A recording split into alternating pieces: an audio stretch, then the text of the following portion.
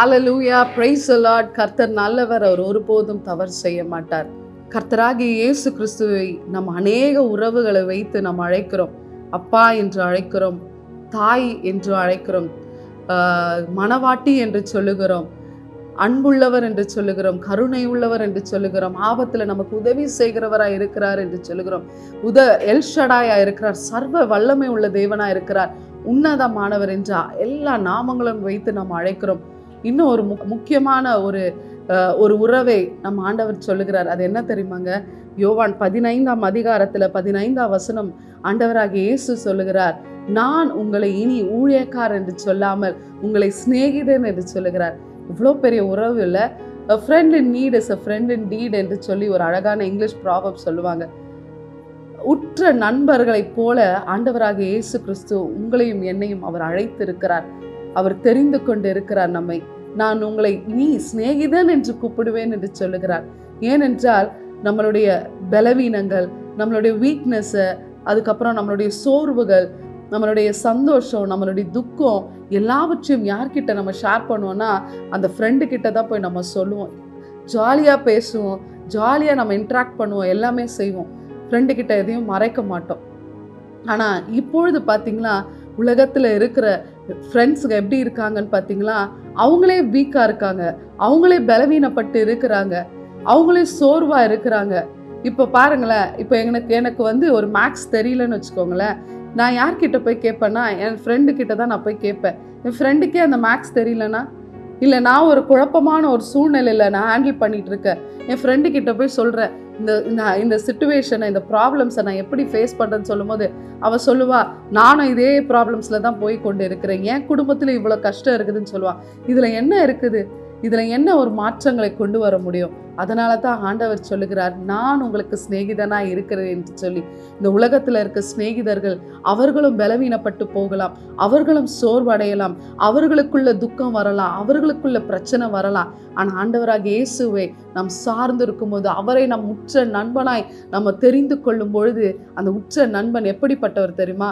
உங்களுடைய பலவீனங்களை உதவி செய்ய வல்லவராய் இருக்கிறவராய் இருக்கிறார். ஹல்லேலூயா.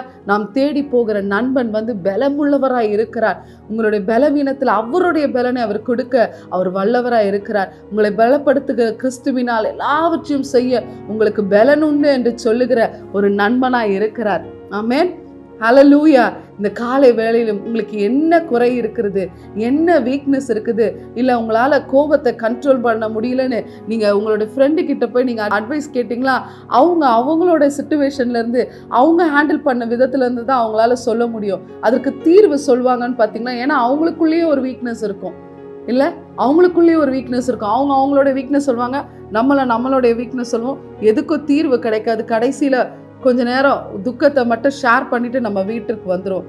மாறாக ஆண்டவரை நம்ம தெரிந்து கொண்டா, இல்லை ஒரு ஜெபிக்கிற ஒரு தோழியா, இல்லை ஜெபிக்கிற ஒரு நண்பனை நம்ம தெரிந்து கொண்டோன்னு வச்சுக்கோங்களேன், அவர் நமக்காக ஜெபிப்பார். அந்த இயேசு கிறிஸ்து தான் இனி உங்களுக்கு நண்பராக இருக்கும் பொழுது உங்களுடைய பிரச்சனைகள், உங்கள் பாடுகள், உங்கள் போராட்டங்கள், போகிற சிச்சுவேஷன்ஸை உங்கள் ஃப்ரெண்டாகிய இயேசு கிட்ட நீங்கள் சொல்லும் பொழுது அவர் உங்களை பலப்படுத்த வல்லவராக இருக்கிறார், தீர்வு சொல்ல வல்லவராக இருக்கிறார். உங்களுடைய பிரச்சனைகளுக்கு முற்றுப்புள்ளி வைக்க அவர் ஒருவரால் மாத்திரமே முடியும். ஆமென். அந்த நண்பனை சார்ந்து கொள்ளுங்க, அந்த நண்பனோட கையை பிடித்து கொள்ளுங்க. நண்பன் எந்த காலத்திலும் உங்களை அவர் கைவிடாதவராக இருக்கிறார். அந்த இயேசுவை சார்ந்து கொண்டு அவரை நண்பனாய் ஏற்றுக்கொண்டு எல்லாவற்றையும் அவரிடத்தில் ஷேர் பண்ணுங்க. அவர் உங்களுக்கு தீர்வு கொடுக்குவது நிச்சயமாயிருக்கும். ஆமென். கர்த்தர் உங்கள் வாழ்க்கையில இனி ஒரு நண்பனாய் மாறப்போகிறார். நீங்கள் அவரை சார்ந்து கொள்ளுங்கள். கர்த்தர் உங்கள் வாழ்க்கையில தோல்வியில ஜெயத்தை வைத்திருக்கிறார். Hello, praise the Lord.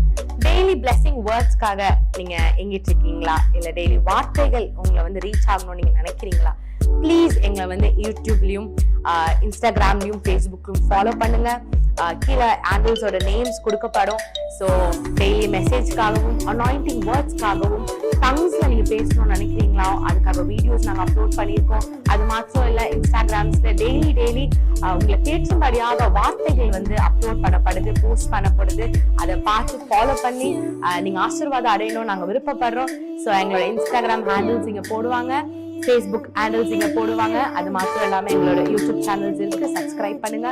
ஆசீர்வாதமான வார்த்தைகள், அனாயிண்டிங்கான வார்த்தைகள் உங்க அடையணும் நாங்க விருப்பப்படுறோம், ஆசீர்வாதப்படணும் நாங்க விருப்பப்படுறோம். ப்ளீஸ் எங்களை ஃபாலோ பண்ணுங்க, சப்ஸ்கிரைப் பண்ணுங்க, ஷேர் பண்ணுங்க, லைக் பண்ணுங்க. Praise be to God.